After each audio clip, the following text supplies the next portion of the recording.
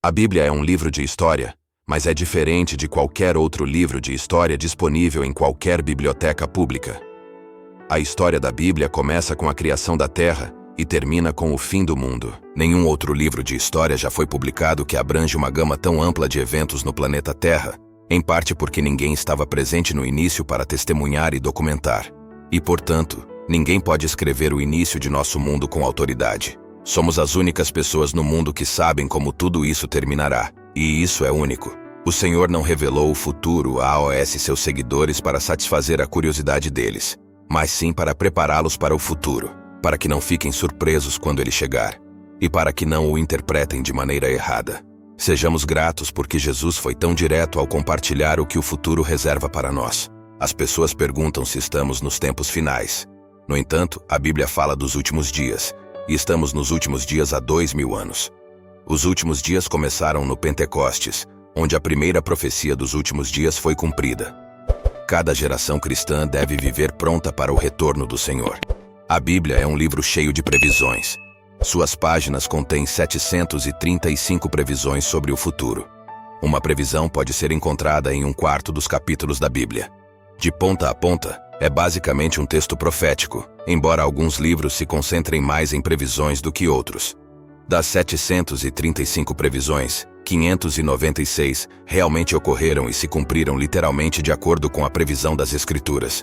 Portanto, 81% de todas as profecias bíblicas já se cumpriram, e algumas dessas previsões foram feitas séculos antes dos eventos.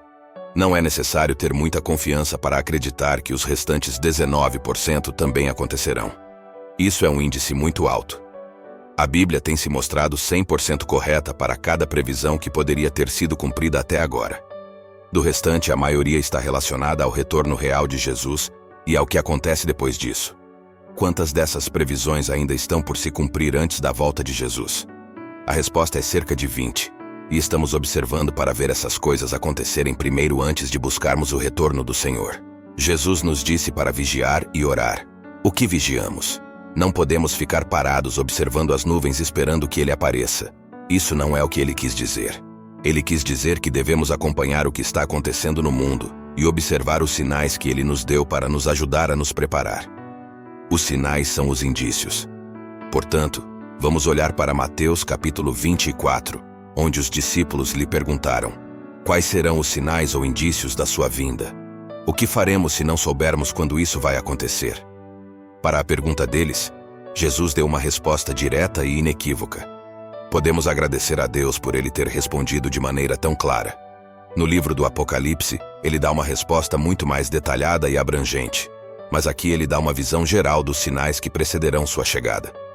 Os discípulos se aproximaram de Jesus em particular, enquanto ele estava sentado no Monte das Oliveiras e disseram: diga-nos quando tudo isso vai acontecer e qual será o sinal da sua vinda e do fim do mundo. Jesus lhes disse: não deixem que ninguém os engane, pois muitos virão em meu nome dizendo: eu sou o Messias. Eles enganarão muitos e vocês ouvirão falar de guerras e ameaças de guerras, mas não entrem em pânico. Sim, essas coisas devem acontecer, mas o fim não virá imediatamente. Nação se levantará contra nação e reino contra reino. Haverá fome e terremotos em várias partes do mundo. Mas tudo isso é apenas o começo das dores de parto, com muito mais por vir. Então vocês serão presos, perseguidos e mortos. Vocês serão odiados por todas as nações por causa de mim.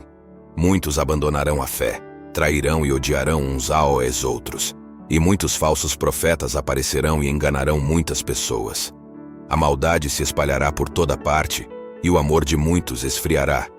Mas aquele que perseverar até o fim será salvo. E o evangelho do reino será pregado em todo o mundo, como um testemunho a todas as nações, e então virá o fim. Portanto, quando vocês virem o que Daniel, o profeta, falou sobre o sacrilégio que causa desolação, de pé no lugar santo, o leitor deve prestar atenção.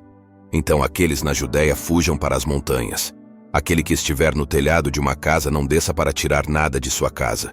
Aquele que estiver no campo não volte para pegar suas roupas. Como será terrível para as mulheres grávidas e para aquelas que amamentam naqueles dias.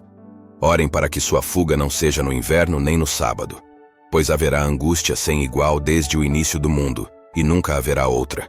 Se aqueles dias não fossem encurtados, ninguém sobreviveria. mas eles serão encurtados por causa dos escolhidos de Deus. Se alguém disser a vocês, olhem, aqui está o Cristo, ou ali está ele, não acreditem, pois surgirão falsos cristos e falsos profetas, e farão sinais e maravilhas para enganar, se possível, até os eleitos. Vejam, eu os avisei com antecedência. Portanto, se alguém lhes disser, ele está no deserto, não saiam, ou ele está em algum lugar secreto, não acreditem. Pois assim como o relâmpago sai do Oriente e brilha até o Ocidente, assim será a vinda do Filho do Homem. Onde estiver o cadáver, ali se ajuntarão os abutres. Esses sinais indicam que o fim está próximo. Logo após a angústia daqueles dias, o sol será escurecido, a lua não dará a sua luz, as estrelas cairão do céu, e os poderes dos céus serão abalados. E então, finalmente o sinal da vinda do Filho do Homem aparecerá nos céus, e haverá profundo lamento entre todos os povos da terra. Eles verão o Filho do Homem vindo nas nuvens do céu com poder e grande glória, e ele enviará seus anjos com o som de um grande trompete, e eles reunirão os escolhidos de Deus de todos os cantos do mundo. Agora aprendam uma lição com a figueira. Quando seus galhos brotam e suas folhas começam a brotar, vocês sabem que o verão está próximo. Da mesma forma, quando vocês veem todas essas coisas acontecendo, vocês sabem que a volta dele está muito próxima, à porta. Eu lhes digo a verdade. Esta geração não passará até que todas essas coisas aconteçam. O céu e a terra desaparecerão, mas minhas palavras nunca desaparecerão. No entanto, ninguém sabe o dia ou a hora em que essas coisas acontecerão, nem mesmo os anjos no céu ou o Filho, somente o Pai sabe. Nesse trecho, ele deu 4 sinais distintos de sua vinda. Então, quais são exatamente esses 4 sinais que ele nos deu? O primeiro é claramente desastres no mundo e dimensões, como guerras, fomes e terremotos. Isso certamente está acontecendo, mas tem ocorrido por mais de 1000 anos e está ficando mais intenso. Portanto, certamente estamos nesse primeiro sinal. Já existem guerras, rumores de guerras, terremotos e fome. Jesus diz, não se deixem enganar. E ele repete isso muitas vezes, à medida que nos aproximamos do fim. O perigo é a decepção, tanto dentro como fora da igreja. Neste caso ele fala de falsos cristos, falsos messias, pessoas que se aproveitarão da turbulência dos desastres naturais para se apresentarem como salvadores. Existem exemplos bem conhecidos de pessoas que fingem ser salvadores e levam as pessoas para locais desérticos apenas para terminar em tragédia. No entanto, existem muitos falsos cristos, falsos salvadores que afirmam ser o redentor prometido de todos os nossos problemas. Quanto mais problemas existem, mais falsos libertadores apareceriam. Mas como Jesus nos aconselha, não fiquem alarmados, não fiquem preocupados quando souberem de uma nova guerra, uma nova tragédia ou uma nova fome surgindo. Ele disse algo surpreendente. Esses são eventos dolorosos, mas não são dores de morte, são dores de parto. Portanto, quando você ler sobre desastres na mídia, saiba que são dores que significam que algo novo está prestes a nascer. Isso deve mudar completamente nossa atitude. Sabemos para onde o mundo está indo, não devemos ficar alarmados ou desanimados, não tão preocupados quanto o mundo estará com essas coisas. Os desastres no mundo são as dores de parto de um novo mundo que está para nascer. Portanto, somos muito diferentes. Temos compaixão por aqueles que estão sofrendo com desastres e esperamos expressá-la e ajudar, mas em nossos corações não estamos alarmados. Estamos esperançosos, estamos buscando um novo nascimento de um novo mundo e, portanto, não ficamos desanimados ou deprimidos por todos os problemas no mundo.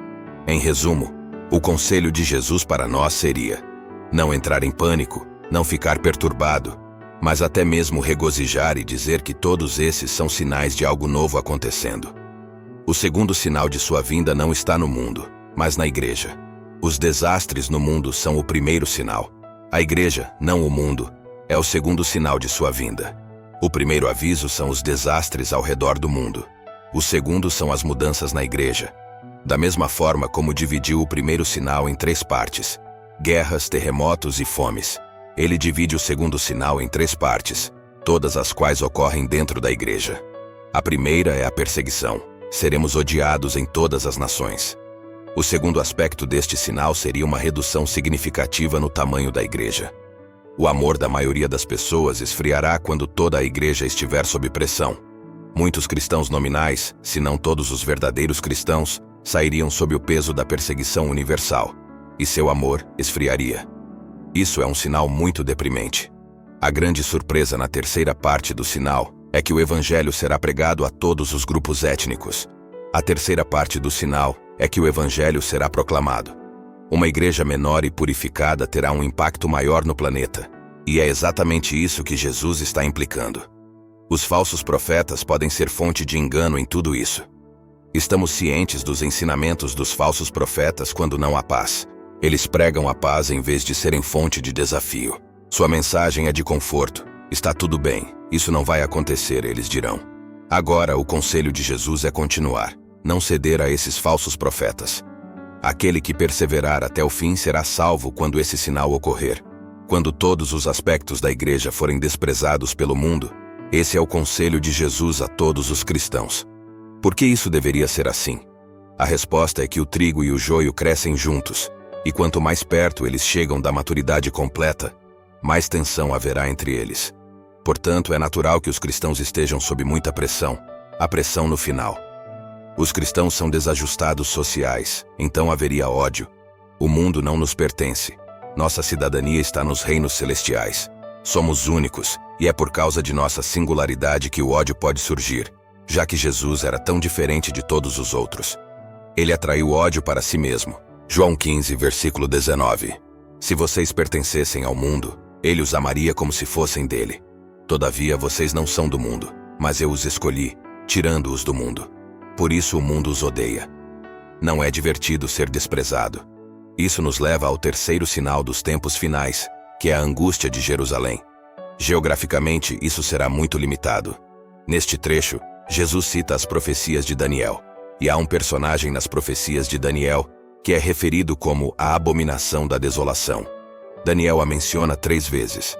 O que tudo isso significa? Qual é a grande questão?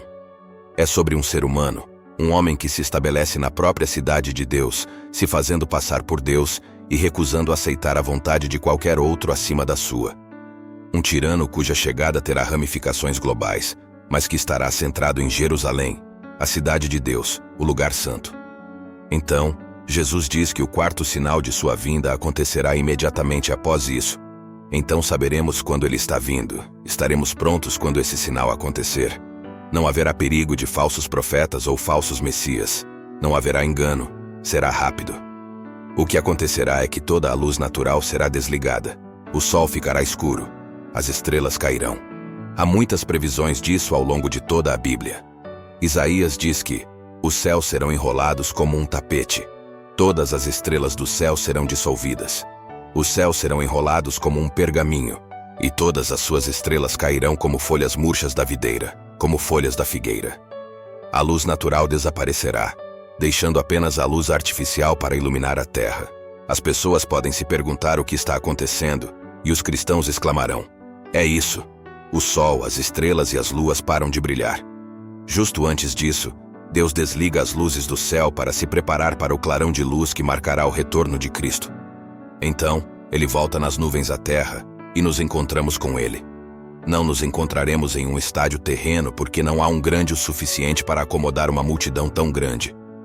Nos encontraremos no ar e isso será suficiente. Não é uma perspectiva incrível? Quando você vê todas essas coisas, você sabe que ele está às portas, prestes a voltar. Então, Jesus dá uma afirmação muito simples sobre uma figueira. E é aqui que muitos cristãos se equivocam. Ele diz: agora aprendam a lição com a figueira. Assim que seus ramos ficam tenros e suas folhas brotam, vocês sabem que o verão está próximo. Jesus está nos dizendo que, quando você observar todos esses eventos acontecendo, você saberá que estamos chegando lá. Essa analogia da figueira não é uma alegoria. É uma analogia direta tirada das experiências cotidianas, como Jesus frequentemente apresentava em seus ensinamentos. Você vê a figueira fazendo isso, você diz que o verão está chegando, e ele virá da mesma maneira quando você observar esses 4 sinais, você saberá que o verão está chegando. Infelizmente, as pessoas interpretaram isso como uma alegoria.